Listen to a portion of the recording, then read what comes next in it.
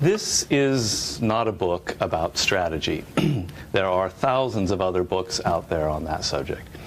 This is a book about military strategy, a very particular form of knowledge, of philosophy, that I believe has incredible relevance to any conflict and to all kinds of situations that we encounter in everyday life.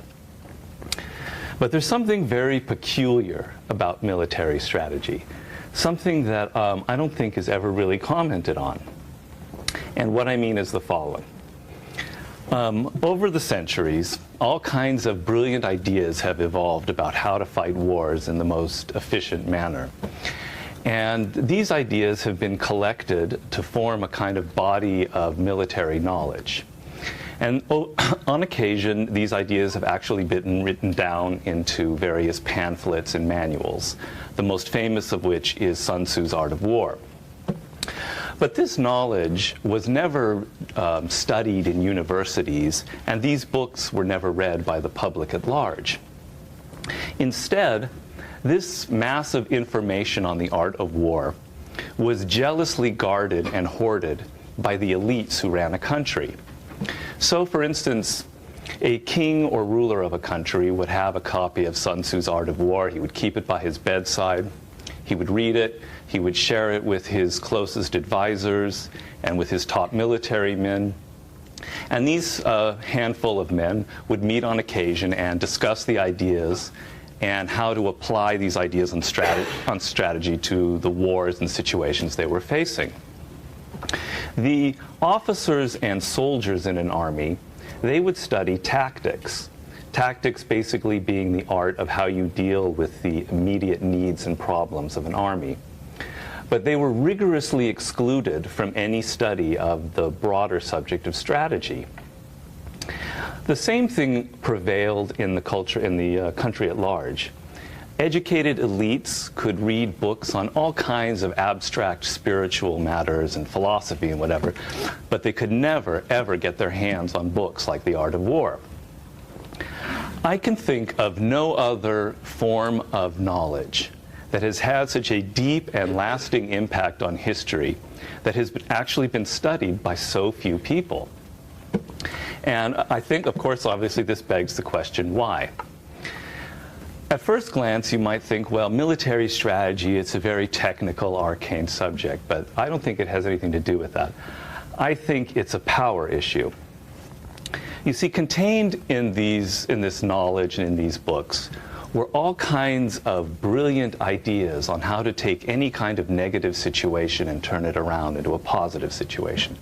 How to identify the particular psychological weaknesses in your opponent, and how to play on those weaknesses and literally get the enemy to defeat themselves. Ideas on how to organize your army and inspire it to fight. Essentially, military strategy is a kind of bridge between an idea and its transformation into reality. It is what I call the ultimate practical philosophy.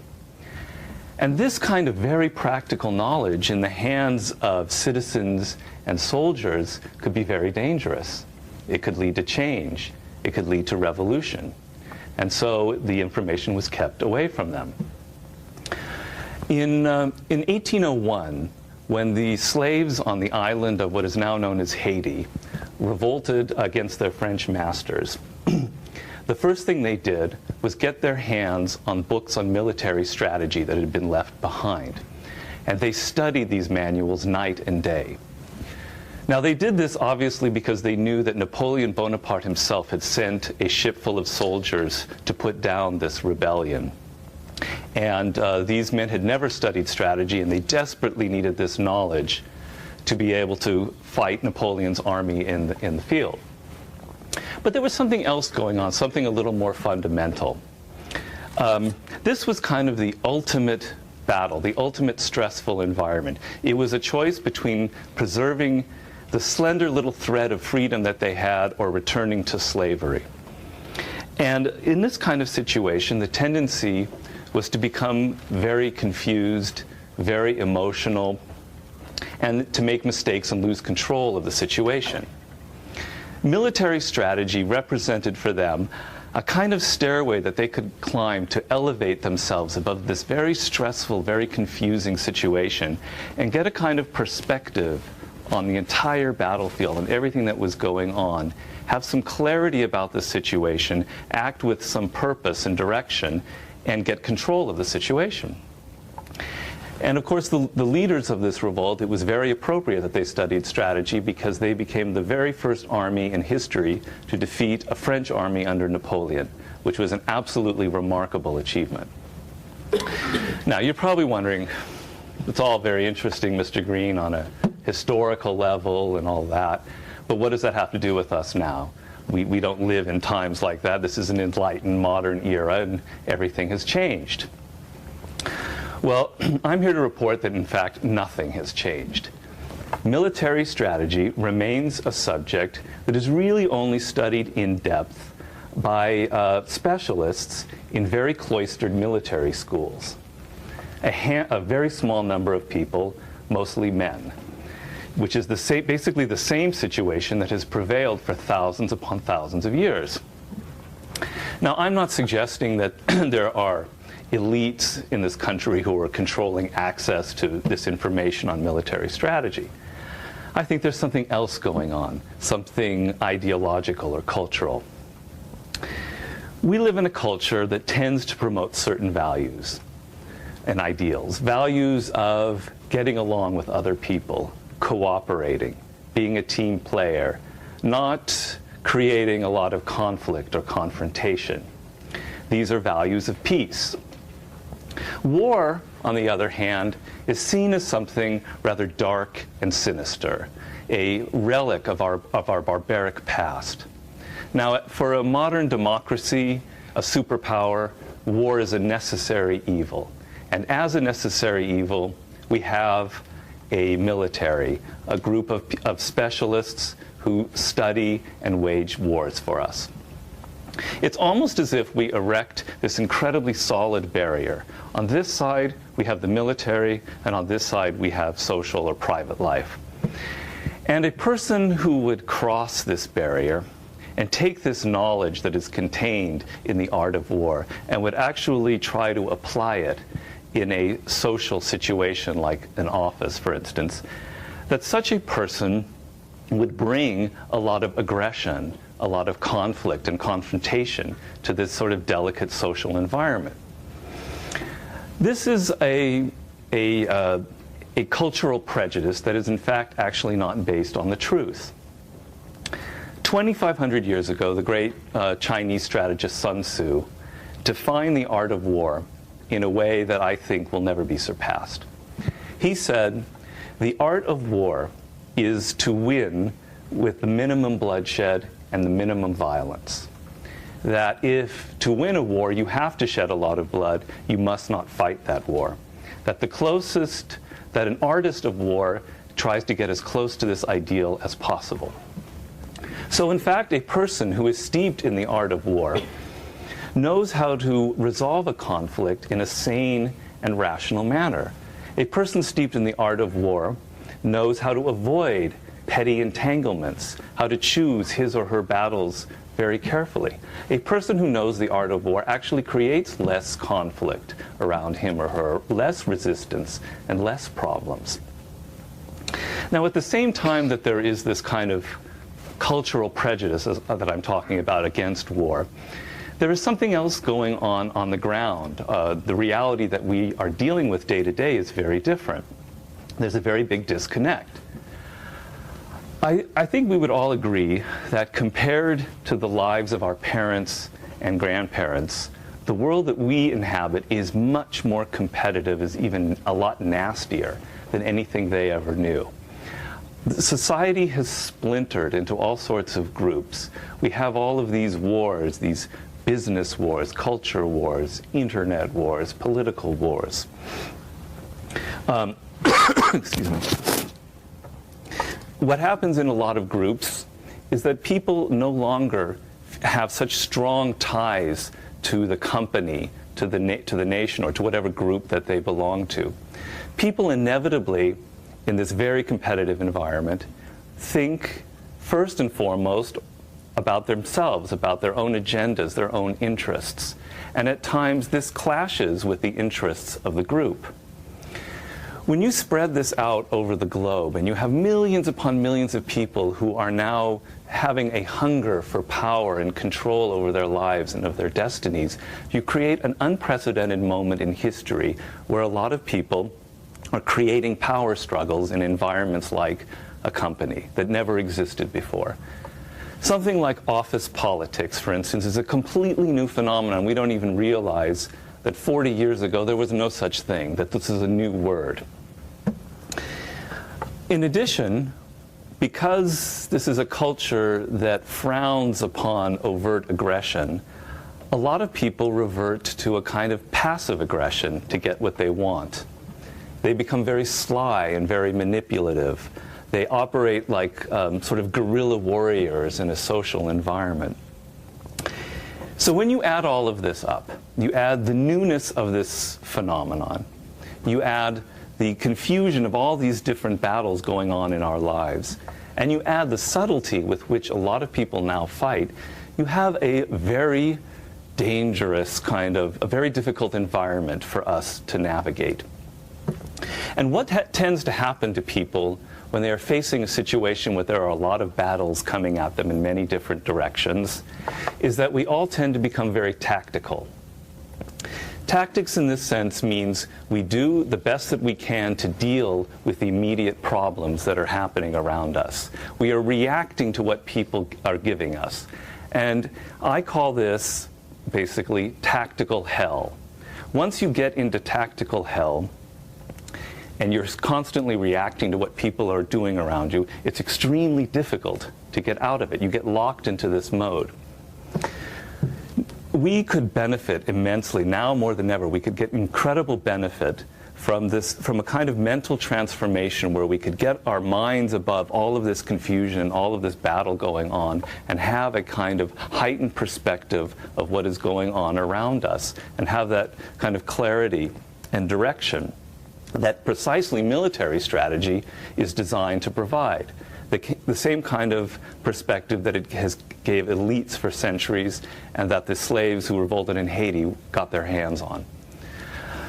My book is an attempt to liberate military strategy from this prison that it has inhabited for thousands of years and to release it out to each and every one so that you can do with it what you want, so that you can become your own master strategist.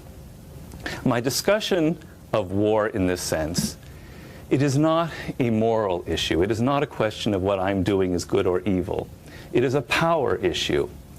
Will people who have traditionally been excluded from this kind of information, let's say women, let's say minorities, will they suddenly now have more access to this information, or will they not? My book is also an attempt to give you a very clear way to get out of what I'm calling tactical hell. This idea, my solution to getting you out of tactical hell, however, is based on a premise, and the premise is the following. Strategy is not formulaic, which is what most people tend to think of it. Most people think of strategy as, I have to memorize these certain points, A, B, and C, 1, 2, and 3. I learn what the master says about strategy, I memorize it, and I apply it here, there. That's formulaic thinking. That's tactical thinking disguised as strategy. Strategy is, in fact, a philosophy. It is a way of looking at the world, a different way of looking at the world, a viewpoint. A philosophy I happen to find very beautiful and very fascinating. And once you absorb the basic ideas in this philosophy, they become internalized. You start seeing things differently. And from the inside out, you begin applying these strategies to your own circumstances. You adapt it to your own life, as opposed to the other way around. And this can be very liberating and very empowering. Now, I want to kind of make a little bit clearer my whole approach to strategy, and I want to discuss one of the chapters in my book, a chapter strategy that I think is perhaps the most fundamental, the most important of all of them, which is called Do Not Fight the Last War. And I want to talk to you about that by telling you a story that I recount in that particular chapter. This story concerns perhaps the most famous Japanese samurai warrior who ever lived, and also one of the greatest strategists of all time. His name is Miyamoto Musashi. Miyamoto Musashi lived at around the turn of the 17th century in Japan. Now, when Musashi was around 21 years old, he fought and killed 2 members of the Yoshioka clan in duels. The Yoshioka family was very famous for its sword fighting skills. One of the youngest members of this clan, a young man named Mata Shichiru, he vowed to get revenge on Musashi for this. And so he challenged Musashi to a duel. Musashi's friends smelled a trap here, and they warned him, don't accept this duel. Naturally, Musashi accepted it. He would never listen to anybody. They said, well, you better not go to this duel alone, because there'll probably be an ambush. Of course, Musashi went to the duel alone. In the last 2 duels with the Yoshioka clan, Musashi always had arrived late. That was a favorite technique of his, to make his opponent, to put them off their game and get them upset. This time, he arrived early, and he hid himself behind a tree. Sure enough, a couple minutes later, Mata Shichiru showed up, surrounded with an army of 9 other samurai warriors. And Musashi could hear them talking, and one of them said, "Ha ha, that Musashi, he always shows up late. Well, that trick's not going to work this time." And the samurai warriors began to sit down and wait for Musashi to arrive. A few seconds later, Musashi jumped out from behind his tree holding his sword, and he said, "I've waited long enough, Mata Shichiru." And he started coming at him. Mata Shichiru scrambled to his feet to try and defend himself. Musashi killed him in an instant. The other 9 men were so startled by this that they had no time to think about surrounding him, which would have been the only solution. Instead, they came at him, charging at him in a kind of broken line, and he went down the line and he killed every single one of them. This is perhaps the most famous duel in Japanese samurai history. It was immortalized by Kurosawa in a film. After this, Musashi roamed the countryside looking for challenges. And he heard of this very famous warrior named Baiken. Baiken fought with this really strange, unusual weapon that no one had seen. Basically, he had this long, very sharp sickle, and at the end of the sickle was a chain, and at the end of the chain was a very heavy steel ball. And what Baiken would do was he would start twirling the chain and the ball until it got a lot of momentum, and then he would charge at his opponent, and as his opponent thought of defending himself, he would hurl the steel ball at the opponent's face, and the opponent would naturally lift his sword to parry the blow, at which point the sickle would come striking across his neck and kill him. No one had ever come close to defeating Baiken. So naturally, Musashi challenged him to a duel, and Baiken happily accepted. He shows up for the duel, and he's got a short sword in his left hand and a long sword in his right hand. No one had ever fought with 2 swords like that. Baiken had never seen such a thing. It was very strange. Before Baiken has his usual chance to charge his opponent, Musashi is charging him, the opposite. So he's backing up, and he does the only thing that he knows how to do, the only way he's ever fought his whole life. He starts twirling the ball, backing up, and then he throws it at Musashi's face. Musashi parries the blow with the short sword and then kills him with the right sword, finally defeating this unbeatable man. A few years later, Musashi hears of a very famous samurai, perhaps the greatest warrior of them all in Japan, a man named Ganryu. Ganryu is not only a brilliant fighter and a very powerful man, he possesses the longest sword anyone has ever seen. And this sword is so long and it is so beautiful, it's got all these carvings on it, that just the sight of it being unsheathed is enough to make his opponent tremble with fear. Musashi naturally challenges Ganryu to a duel, and Ganryu accepts. The duel is to take place on a very small island near Ganryu's home at about 8 in the morning. Gonryo arrives at 8 in the morning, and the island is packed with spectators. This is the equivalent of Ali versus Frazier, the two greatest samurais of the time. Of course, Gonryo is waiting, no Musashi. It's 9 a.m., no Musashi. It's 10 a.m., he's still not there. He's pacing the island, furious, determined to just not only kill him, but rip him to shreds.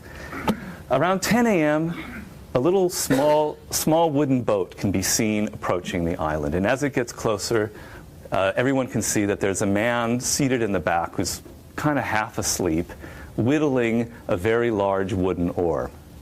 And as it gets close enough, they all realize that it's Musashi. He doesn't pay any attention to anybody. Finally, the boat takes its sweet time, and it finally arrives on the island. He gets off the boat. The first thing he does is he takes a dirty towel that's in the boat and he ties it around his head. And he jumps off the boat carrying this wooden oar. No sword at all, just a wooden oar. And he jumps off, ready for the duel. Well, Gonryo can't believe this. This is a man who's coming to the biggest fight of his life, and he's wearing a dirty towel for a headband, which is a sign of extreme disrespect, and he's carrying a large wooden oar. This is a madman. Before he has a chance to do what he usually does, Gonryo, which is charge him and impale him with his beautiful sword, here is Musashi suddenly charging at him with a wooden oar. He does the only thing that he knows how to do. He strikes back with his sword, but he misses by 1/8 of an inch, and he cuts the towel in half, and it falls down, at which point Musashi's wooden oar comes crashing down on his skull and kills him. After that, Musashi's name is made for good, and he becomes, as I said, the greatest samurai who ever lived. Now, in analyzing Musashi and why I think it's important, you have to look at the two different ways of fighting here. Musashi's opponents always tended to do the same thing, which is they depended on their incredible weapon that they had, this unusual sickle or the beautiful sword. They depended on this technique that they used time and again and that they repeated for each battle. What I say is the equivalent of fighting the last war, something very physical and very mechanical. Musashi was the exact opposite. He never did the same thing twice. Every time he fought an opponent, he looked at that opponent, he studied him, and he determined, this is what that person's weakness is, and this is how I'm going to attack him in the moment. He adapted each and every one of his strategies to the particular characteristics of his opponent. You expected him to arrive late, he arrived early. You expected him to have one sword, he had two. You expected him to show up at this incredible duel in a very respectful costume. He arrived as a drunken, dirty peasant. Now, I see this as a kind of a metaphor of the difference between strategic thinking and non-strategic thinking, and how a lot of people operate in life. Most people in any kind of situation depend on something. Everybody depends on something when they go into battle. Usually what people depend on is something very physical. They depend on the fact that they have more money than the other side. They depend on the fact that they have more friends, more power, more influence, that their company is larger, whatever it is. They depend on physical, mechanical things.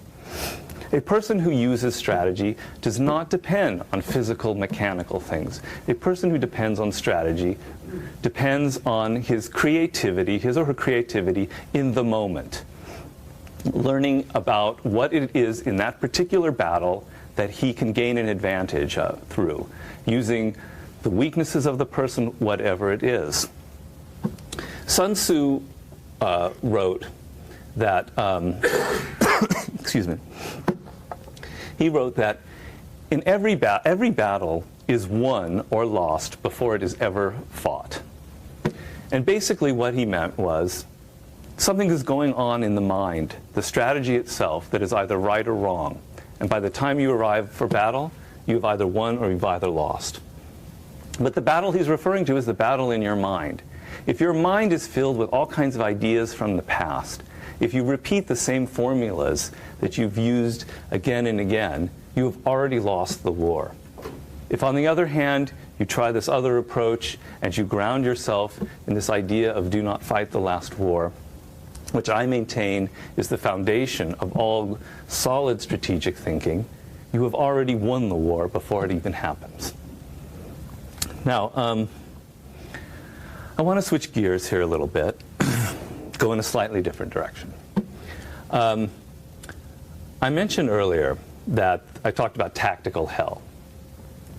And in that scheme, you can kind of imagine strategy as something that sort of lifts you up to purgatory. Well, I'm here to say that there is actually a heaven above this purgatory. And the heaven is what is known in military terms as grand strategy. And I want to take you back for a moment to ancient Greece. I hope you don't mind.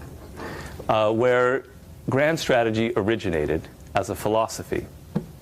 In particular, I'm going to take you to the cult of Athena, who is the goddess, the Greek goddess of war, of strategy, and grand strategy. Let me just have a sip of water.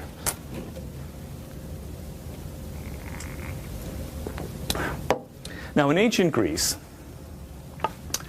when a carpenter was about to build a house, or an architect was about to design a temple, or a navigator was about to cross the sea, or a politician was about to run for office, all of these men or women would go hunt out or find a temple to Athena, and they would go there and they would pray. When Alexander the Great crossed the Hellespont to begin his conquering of the Persian Empire, the first thing he did was dedicate his arms to Athena and build a beautiful temple in her honor and go to that temple and pray to her night and day. Now, what these men were praying for, or women, what they were praying for was not some kind of superstitious luck or that she would intervene in their affairs. What they were praying for was that Athena's spirit would suddenly inhabit them, and they would build a house with a solid foundation. They would cross the sea successfully. They would win the election or the war. To understand the spirit of Athena, however, you have to understand a little bit about her lineage. Athena's mother was the goddess Metis, probably the baddest goddess of them all. Metis had the power to change into any shape that she wanted. And she was also the cleverest of all the immortals. Now, Zeus was another god who had ambitions to become the chief god on Mount Olympus, but he couldn't possibly become the chief god as long as Metis was around. But Zeus was a very clever man, so what he did was, one night he seduced Metis and then got her to marry him. And then a few weeks into the marriage, he started challenging her about her powers to change into different shapes. He said, I bet you can't change into a lion. And sure enough, she changed into a lion, and she roared. He feigned being afraid. And then he said, well, I bet you can't change your shape into a drop of water. Sure enough, she changed into a drop of water, at which point he grabbed up the drop of water and swallowed it. In one fell swoop, Zeus had gotten rid of his main rival, and he incorporated her powers and her cleverness into himself. But he didn't realize at the time that Metis was actually pregnant with a child. And so one night, Zeus heard this terrible noise in his ears and this clanging in his head, and he had a horrible headache. And all of a sudden, the baby goddess Athena was born from his forehead, wearing full body armor and clanging her sword and yelling out a war cry. So obviously with this lineage, Athena became the Greek goddess of war. But there was another god of war on the scene. The other god of war on the scene was Ares, her half-brother. He was also the son of Zeus. Ares was a different kind of god of war. Ares loved warfare. He loved the violence, the aggression, the chance to just kill. And he loved the glory that would come from killing. Athena hated warfare.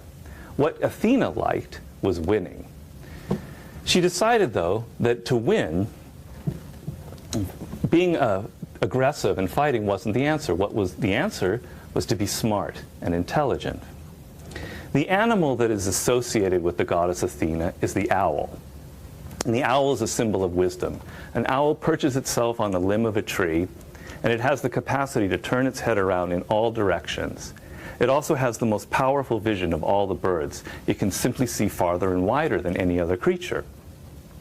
Like an owl, whenever there was any kind of battle, Athena would not rush into the battle like Ares would.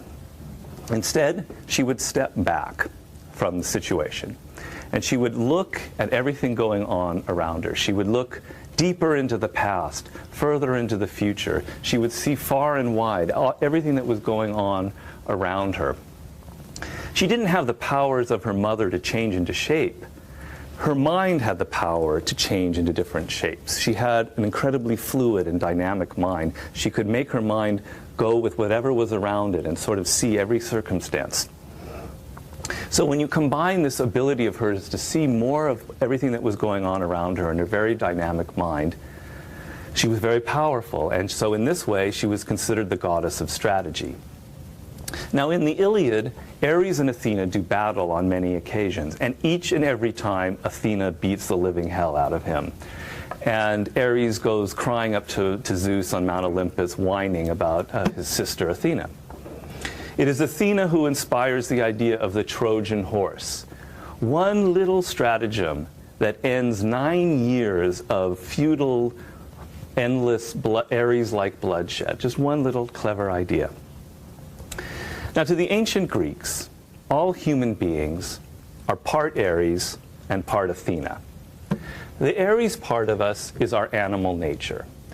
It is our tendency to react to the most immediate thing around us and to get very emotional. Athena represents our consciousness, our rationality, what makes us superior to other animals. The Ares part of our nature tends to always dominate. So even if we're in a situation where we think we're being very clever and very strategic and we have the perfect idea, the perfect plan, in the heat of the moment, when things get stressful, when the feet are to the fire, Ares rears his ugly head and he makes us emotional, and we become impatient, and we become greedy, and he pushes us off course. And we build a house that's very flashy but has a terrible foundation, or we don't cross the sea successfully, or we lose the war, we lose the election. So when these men and women went to a temple to pray to the goddess Athena, what they were praying for was that her spirit would come and vanquish this very ugly Ares part of their nature. And that with her spirit, they would have this calmness and that detachment that she always brought to people in times of stress, in times of battle.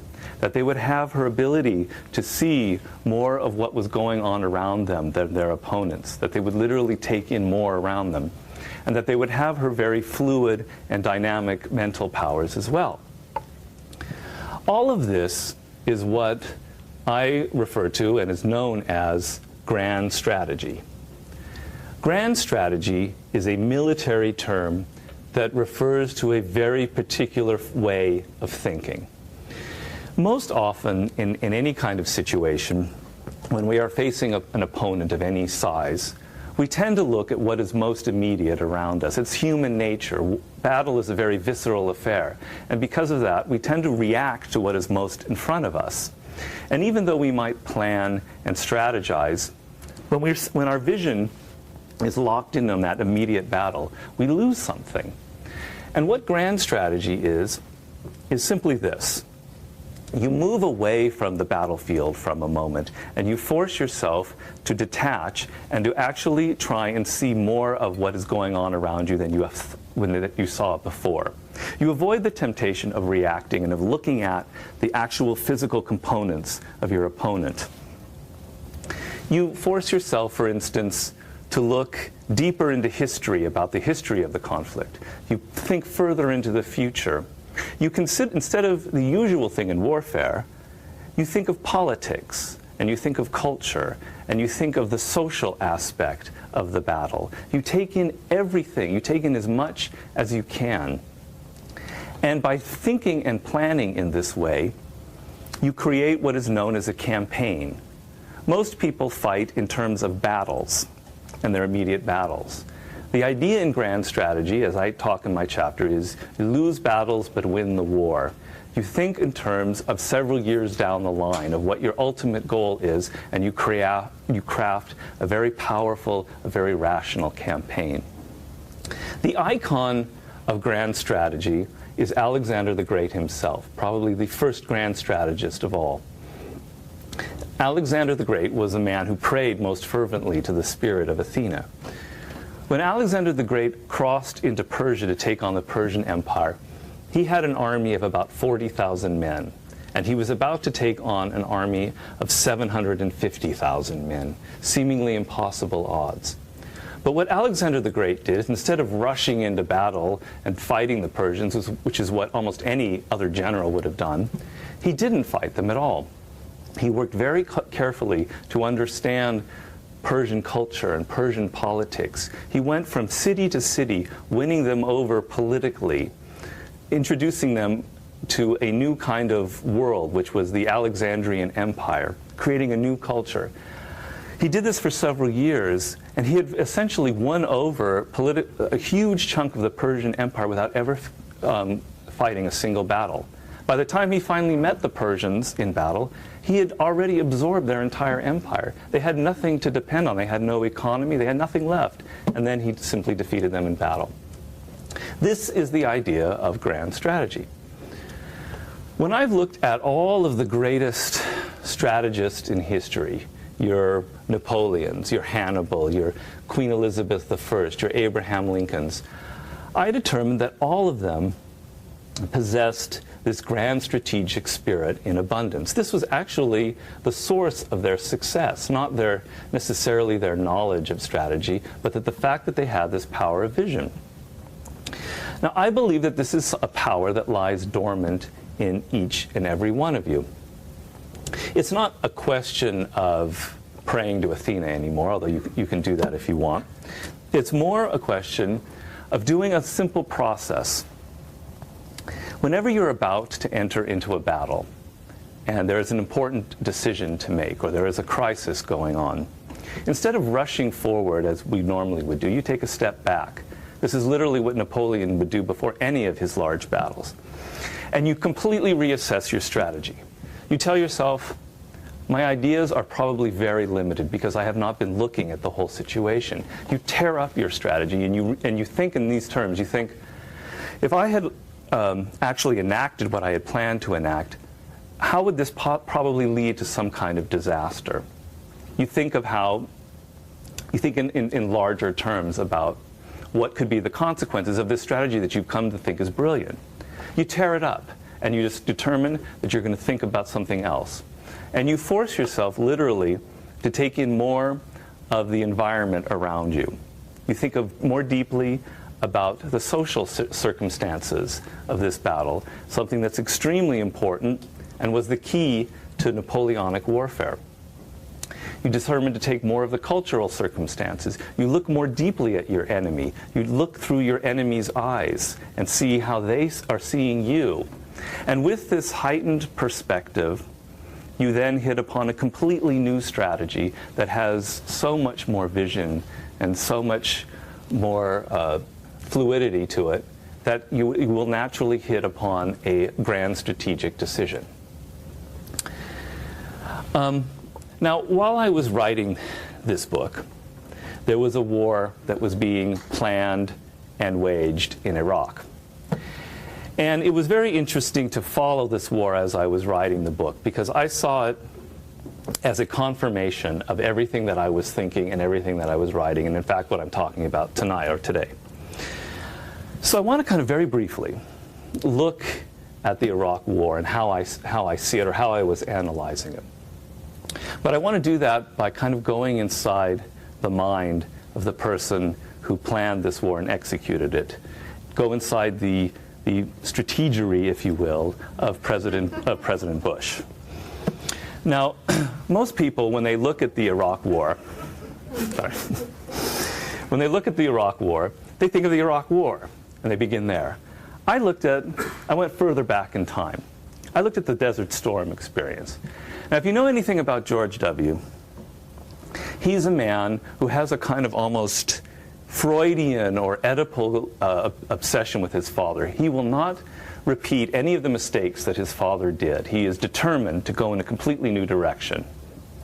And obviously the greatest mistake that his father ever made was supposedly not finishing the Iraq War, not getting rid of Saddam Hussein. So well before the Iraq War was ever an issue, George W. Bush had this idea that he wanted to be the one who would right this wrong of his father, that he would be the one to get rid of Saddam Hussein.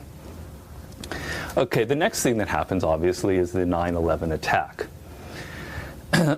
Clearly, in the wake of this, as we all did, the tendency is to become very emotional. And for the president, obviously, there was a sense of America being shown as weak and vulnerable, a desire to show that America wasn't weak, that we are strong, and even an unconscious desire to get revenge of some sort.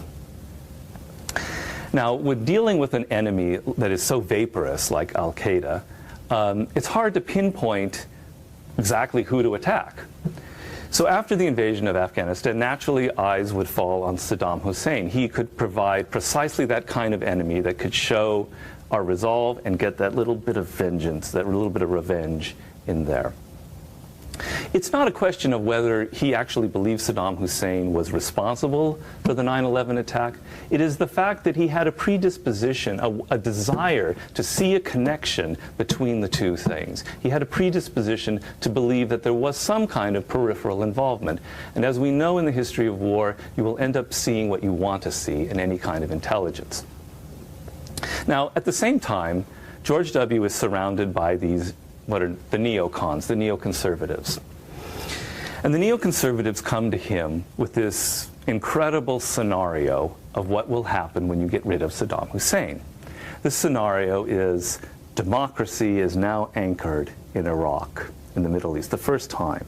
This kind of new democracy suddenly spreads like a virus to Iran, to Syria, to Saudi Arabia. Suddenly the area experiences incredible stability.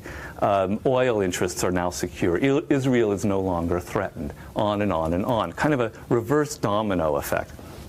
It's an incredibly seductive scenario. With one little taking out of Saddam Hussein, you create this incredible peace spreading across the Middle East. The last thing to know about George W. is that he is a man who values resolve and loyalty above anything else. He thinks that the most important thing is when you decide on a course of action, you follow it all the way through to the end, and that all the people around you are on board. No kind of quibbling, no disloyalty. You finish the job that you started. Now, when you add up all of these factors, I think you see an incredible degree of emotions infecting his strategic decisions. Now, I don't see anybody really ever commenting on this. Maybe it's because when you look at these people like Bush or particularly Cheney, you don't really think that there's emotion going on. But when you look at the strategy, there is. There is a predisposition to want to be the one to take out Saddam Hussein. There is a desire to show our resolve, to get some vengeance, etc. The whole notion of showing your resolve, of finishing your job to the end, resolve is a very important thing in warfare, a very important quality. But if it's not allied with intelligence and smartness, it merely becomes stubbornness, which is actually another emotional quality. So when a person comes to strategy with all of these emotions clouding the mind, the emotions that I talked about, revenge, resolve, I also forgot to mention the belief in this incredibly rosy scenario, which almost borders on wish fulfillment. When you have all of these emotions swirling in the back of your mind, you tend to create strategies that are not really related to reality. Instead of looking at Iraq and saying, this is a country that's never had democracy, that's incredibly divided, that was created in 1916 or whatever, that maybe American-style democracy will not take root. You don't think that. You see what you want to see. Instead of imagining that this scenario that you have painted of peace spreading could actually turn into the opposite, you never see. So I remember when the war was first being planned, I would be yelling at the television. I would be yelling at anybody who would listen to me, and there weren't very many people who would listen to me, that I could not for the life of me see how this war would end. And I didn't mean it in a political sense. I could not see how this war would end. If you signal your intentions that democracy will spread through the Middle East by this kind of virus, and that you really want to get rid of the regimes in Iran, in Syria, and Saudi Arabia, you are signaling to these people that you have the intention of getting rid of them. If you have this timetable where you want to get out of the Middle East in 3 or 4 years, you get out of the Middle East with this kind of very fragile Band-Aid-like democracy there, why wouldn't you imagine that countries like Iran and Syria and Saudi Arabia have all of this, their stake in this battle and in this not succeeding? They're not going to want Iraq to remain a democracy, and as soon as you leave, they are going to do every damn thing they can to disrupt it, which is exactly the situation that happened when the Soviet Union invaded Afghanistan, the war that I think is the greatest parallel to this one, and I talk about it in the book. Excuse me. If you decide, on the other hand, that you're going to stay for 10 or 15 years, you create a whole other slew of problems. So anything that you do, no matter what you do, you can't ever have a logical, a rational end game. So this was a group of strategists, or strategists, who entered a war with a very hazy end game, a very hazy exit strategy, and they're paying a dear price for that. Now, I don't mean this analysis in a political sense. I was looking at it strictly from strategy, and I could make just a ruthless analysis of John Kerry's disastrous campaign in 2004. It's more on the level of strategy. And I don't think of this as an isolated incident. I don't think of this as war, because I think war is related to society, and that the problems that we see here are problems that go deeper, that are even social. Everybody thinks when they enter action that they have a plan, that they have a strategy. Mike Tyson said, everybody has a plan until they get their face smashed. So you enter into a battle. Every leader thinks that he knows what's going on, that he's got a strategy, that he has a plan in hand, and that it's going to work out for the best. Nobody is stupid. Nobody thinks that assumes that they have no strategy. The problem is that inevitably emotions are coloring what you see of the world and how you're creating your strategy. You want to see certain results. You want to believe that this is what your enemy is like. And you very subtly see what this very subtly infects how you make your plan, how you make your strategy. And so to me, I would like, if I had one wish, is that the Iraq War would serve as an incredible lesson for our generation, for all of us who are alive now, that this is what happens. These are the results of bad strategy. These are the results of what happens when you allow emotions to color your ideas of the world. This is what happens when you get detached from reality. That strategy only succeeds by the degree that you are keyed into exactly what is going on around you, and you are able to at least detach yourself from your emotions to the slightest degree.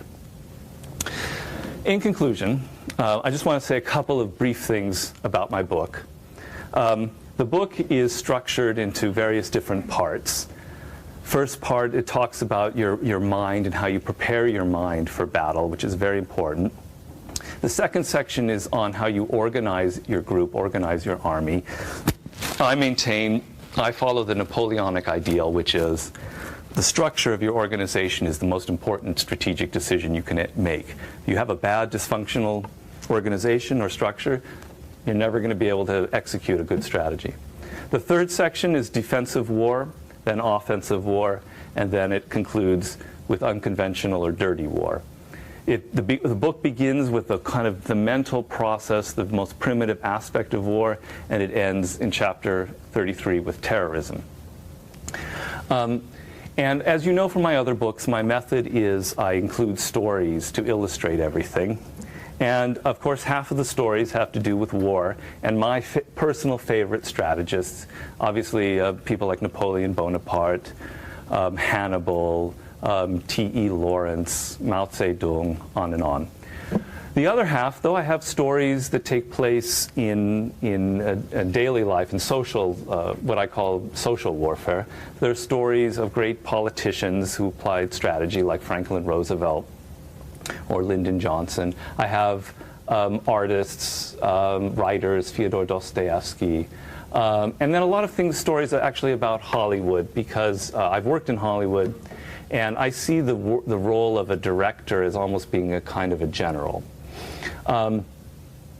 And of course, I've tried to loosen up the stranglehold that men and masculinity has on war, because it is a very male-oriented environment, and I try and include as many stories as I can of women who I see as great strategists, such as Queen Elizabeth I, but also actresses like Mae West. I know that's kind of counterintuitive to have Mae West in a war book, but she was actually a brilliant strategist.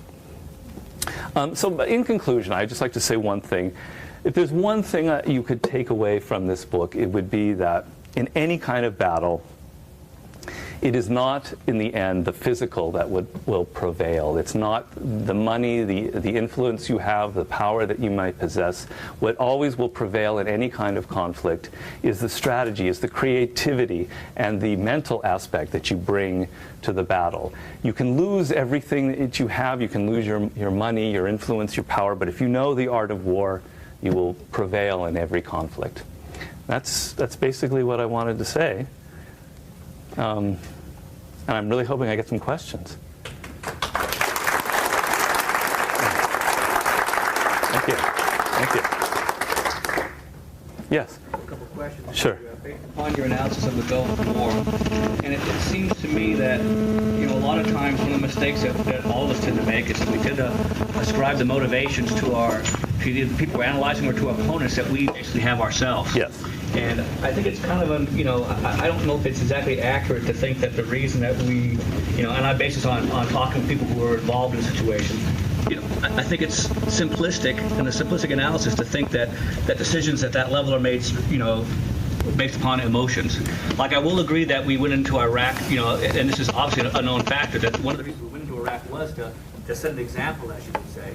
But I think that it was a logical and rather than an emotional decision to decide that perhaps when you need to make an example of something like that, you do it for a good reason, for the example for deterrence. Well, maybe you misunderstood me. I'm not saying that emotions drove us into Iraq. What I was saying is emotions colored our strategy. So you begin with a logical idea, which is deterrence against terrorists. An idea that Israel, for example, has used to great effect. You begin with ideas that are very rational and very logical, and on the surface they look logical. But what I'm saying is these supposedly very rational and logical ideas are very much infected with all kinds of emotions, and you can see it in the fact, if there's any book I could ever recommend you read, and I hadn't, I had to do this in a rather glib manner, but please read a book called The Assassin's Gate, which came out about 3 months ago about the Iraq War, a brilliant book. Look at the incredible mistakes that were made in this war from the very beginning. They believed literally that they would be greeted by Iraqis with flowers in their hand, that democracy would take hold. They were going to leave in 3 months. That's as long as they thought it would take. Now, you're telling me that that is logical and rational? On the surface, it appears that way, but something else is going on. I'm saying that basically, I think anybody who understands is that, when we're talking war versus talking like a business competitor, something like that, or even in a business situation, the problem with everybody's strategy, and Bismarck, noted that basically that the friction of wars or the problems is that your opponent also has a strategy, and your opponent is going to adapt his strategy based upon what you're. Well, why wouldn't you take that into consideration? Obviously, look, I've been studying war since I was maybe 10 years old, but I don't know, I haven't studied as in depth as, let's say, Colin Powell has. But why wouldn't you assume that before you go into war? And why wouldn't you think about your opponent's strategy?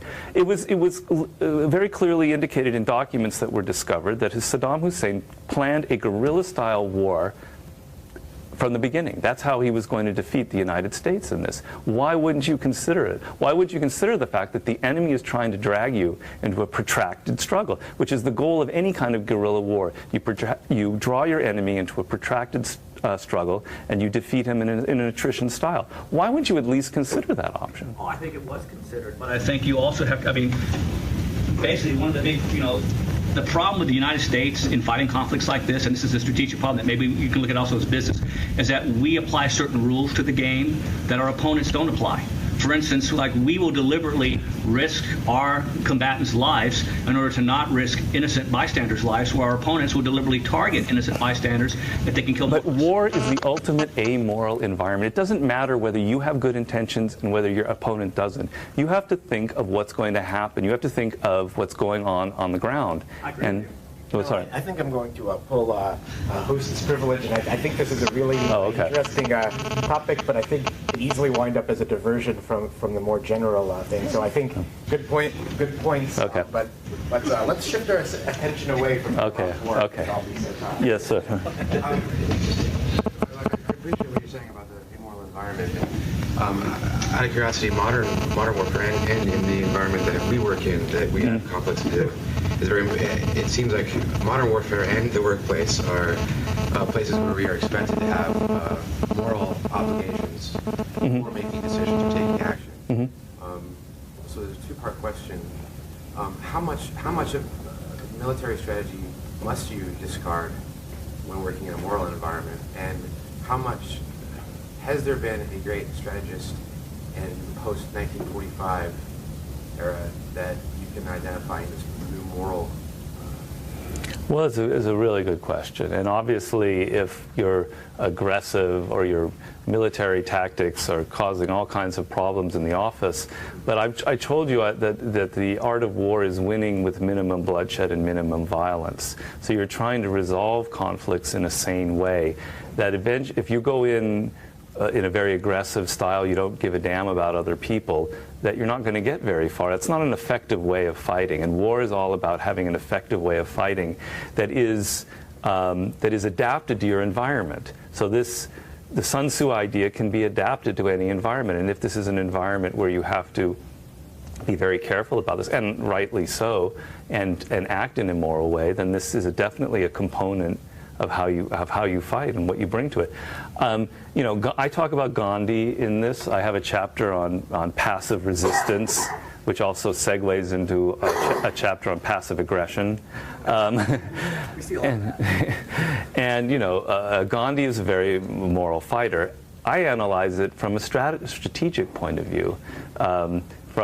Not from a right or wrong, but this was a brilliant strategist who used the strategy of passive resistance that he believed in, but that was also very, very brilliant and very adapted to the circumstances of India at that time.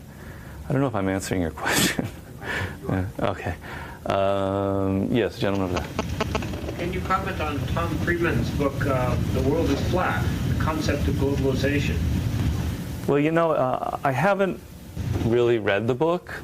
I read his articles all the time in the New York Times op-ed page. I'm kind of aware of his ideas, and I read about his analysis of the Iraq War. He actually has a really good analysis of the Iraq War. But I don't know if I ascribe to that.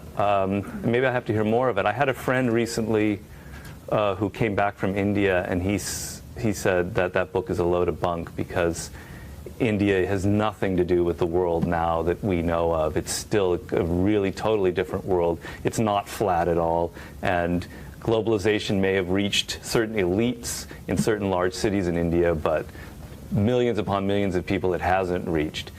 That's just anecdotal, though. Was there a reason you're asking that, or? That has been described as one of the most significant changes in the last 5 years, right. Last century. It would seem to factor into a lot of strategic thinking going forward. Well, yes, but there will always be differences. It would be kind of a temptation then to fall into the fallacy of everyone is just like us, which is a fallacy I still think is kind of, if I may go back to the Iraq War, the idea that people in Iraq just want what we want. And I think a strategist must take into consideration the particularities of the culture and the social environment that he's dealing with, and that's a trap a lot of people fall into. They ignore that, and they only look at the technical aspects of a struggle. Yes, sir. I have a question I just a basic one is, how does Napoleon said one of his maxims is moral to the physical is 3:1. Yeah. Now, my question really is that how do you jive that like with what we were just talking about?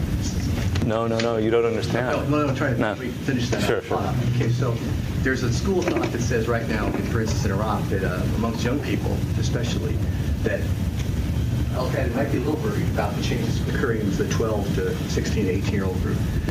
Not because of any one thing, but I think Osama's been quoted as saying that basically the 12 to 16-year-olds are his soldiers, his next generation. Uh-huh. So the moral part, I recognize the word immoral. How does that jive in? It's not a question of opposition. I'm saying, how do you think that ties into a grand strategy? The moral thinking of where you get people behind it, et cetera, rightly or wrongly. I mean, how do you feel that? Well, the one thing is, I talk about that dictum of Napoleon, Sure. but the word moral in French is morale. Right. You understand? Yeah. It's not morality. Right. No, understand. Okay. To understand is what I mean. Is that you're getting an idea across. Right. How does that fit in? How does that fit in the sense of people, let's say, even if it's an emotionally based strategy, if people buy into that idea, we know that great things have been accomplished by people simply believing. Yes, I have a chapter in that, a chapter on morale, because it's a huge issue in war. And Napoleon does rightly say that if your army is motivated and you've inspired it, you have 3 times the force of another army. He literally had a formula for that, and I think it's extremely valid. That examples throughout history of motivated armies defeating mercenary armies with facing incredible odds. And I don't know if maybe I have to hear your question again, but I think you're hitting that. But I mean, there's a real problem in Iraq. Right. You have an enemy that in many ways is more motivated than we are. You have has been for a while, maybe. Has been for a while, and you have. This was the problem that ended up happening in Afghanistan among the Soviet soldiers, which is, I don't mean to exaggerate. It was much worse for them than the current war, but where you have soldiers who are on a police action. Sure. And they're not. This is not how soldiers are used to fighting. They don't like the role at all. So No, they don't like it, and morale is actually quite low. It is quite a problem, and as a generalization, I totally agree. And there's a very political environment right now in the Pentagon where a lot of people don't want to talk up about it.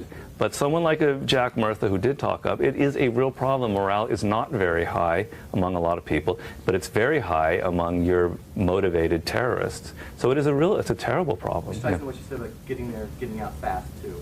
The thing I'd add is the old Hertz-Davis thing, switching, but it's the idea that they had an idea, they pretended for a while that they were number 2 when they weren't.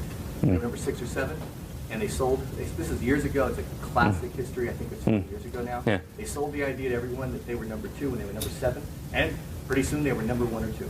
And everyone bought into it. They advertised that way. You may recall this. Yes, I should. Yeah. I'm old enough to remember that. Right? What did you say? I'm old enough to remember. Right, well, I didn't mean it that way.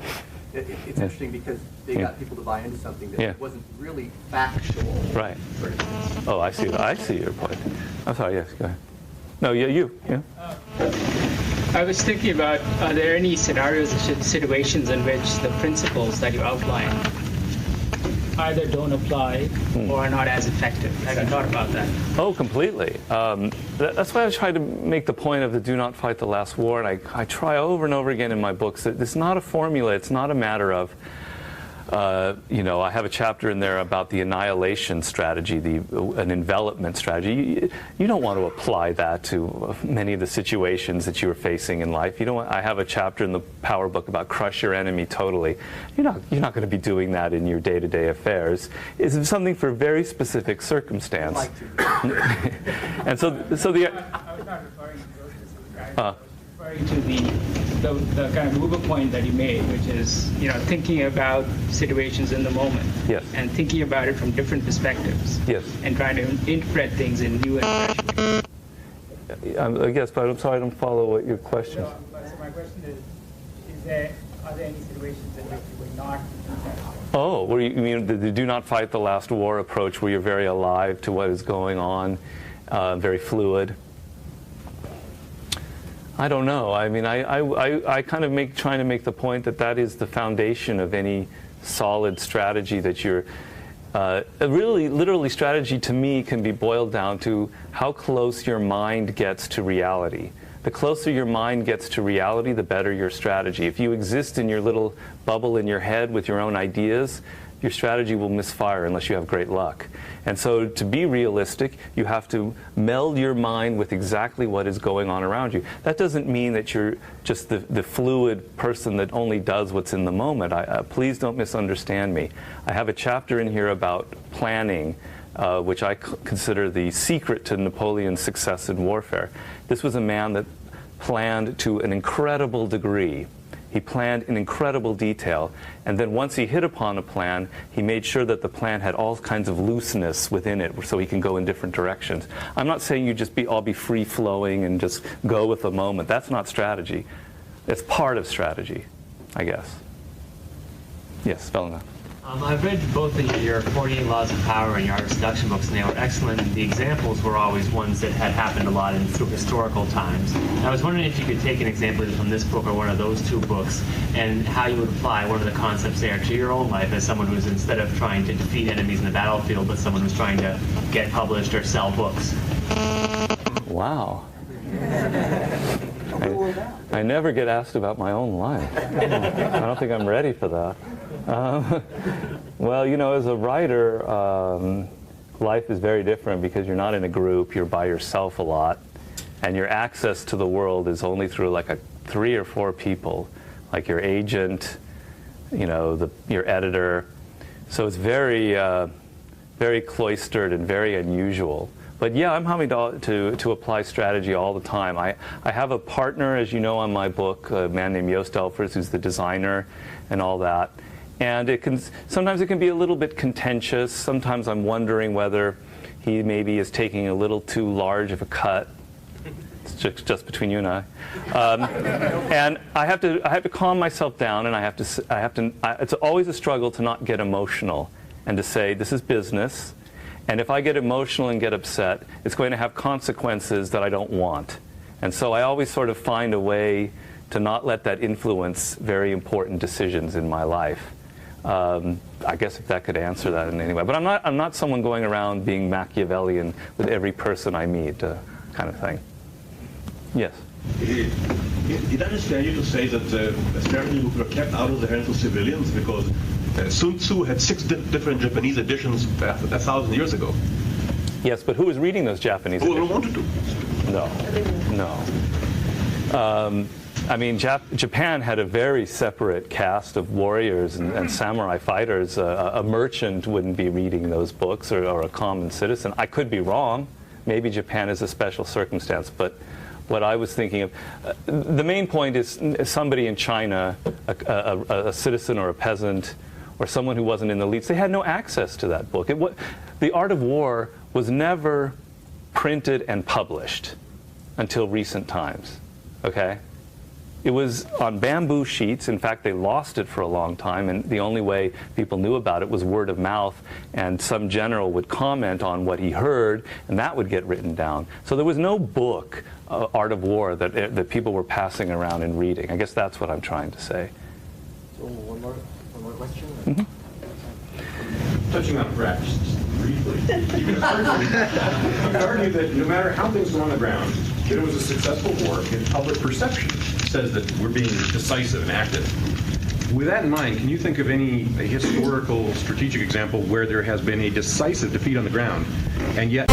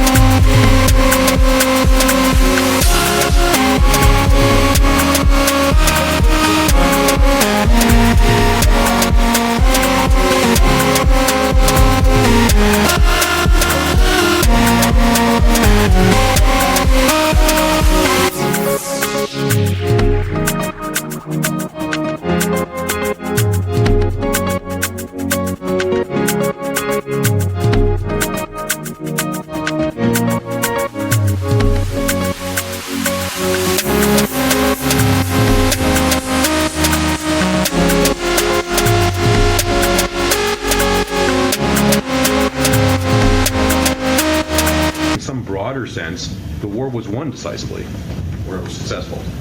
I don't follow that. North Vietnam. Wait, maybe I have to understand the question. A war where what happened? Where the military operation failed, and yet in some broader sense, the war succeeded. Well, he just said it, the Tet Offensive. Yep. The Tet Offensive, which I analyzed in there, was probably one of the most brilliant bits of strategy in military time. I think the Vietnam War, for instance, is unbelievable laboratory of ideas, because you take a country that had communications and technology that was basically from the 19th century, and they beat the butts out of the Americans and the French. Now, that's brilliant to me. But the Tet Offensive is one of the cleverest and most brilliant strategies, and basically, the Tet Offensive was kind of suicide. They, all of the Viet Cong that they had been gathering for years, these secret North Vietnamese sympathizers in the South, were suddenly out in the open and were attacking places like Saigon, like the Hue, and it was a massacre. The worst massacre, because the Vietnamese strategy was always avoiding battles.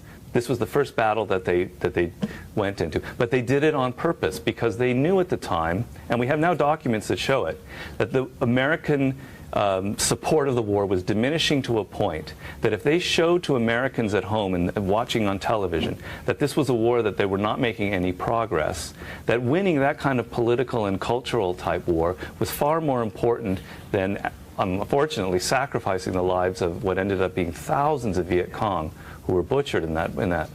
But it ended up, the Tet Offensive was the turning point of the Vietnam War. It caused Lyndon Johnson to not run for president, and it was the beginning of the end. At the peace talks in Paris, the Allies said that the India and operations after that year. Yeah. They had to go to small scale, but it worked. Yeah. Well, I think it was actually serendipitous, because when they actually launched the attack, they actually intended, they thought they would win a big victory, and they didn't. And did you know that the North Vietnamese actually strongly considered suing for peace in 1968? But then they started reading the newspaper accounts and said, Christ, the Americans think they got peace. Well, there's debate on that. There's debate on that. I mean, my take of it was that they were aware of what was going on, and Giap's memoirs say that they were considering suing for peace. And they realized that they had got a strategic victory out of a tactical defeat. And but there are also things that Giap talks about where he was aware that this was their strategy, that they were literally aiming. I mean, why would he choose places where all the media was located? Well, that was after Tet, basically. No, that was that was part of Tet. The whole attack on Saigon was geared very very strategically for places where Walter Cronkite was, or no, I mean he. Well, I think they wanted to have a very visible thing. There's no doubt about that. Yeah. But like they didn't take over Hue because the press was. They took over Hue because of strategic. No, I disagree with that, because there's some really good books on Hue, and they took Hue strictly for propaganda purposes. They never intended to hold Hue. Never. And why did they stay there for 6 weeks until they got driven out? Because they wanted to make a point. They wanted to make a point that Hue was vulnerable. And if you look at how they had constructed all of their tunnels under the citadel, which is an amazing story, they never intended to stay. They never stockpiled enough weapons. They never stockpiled enough supplies to stay. Their intention was always to leave.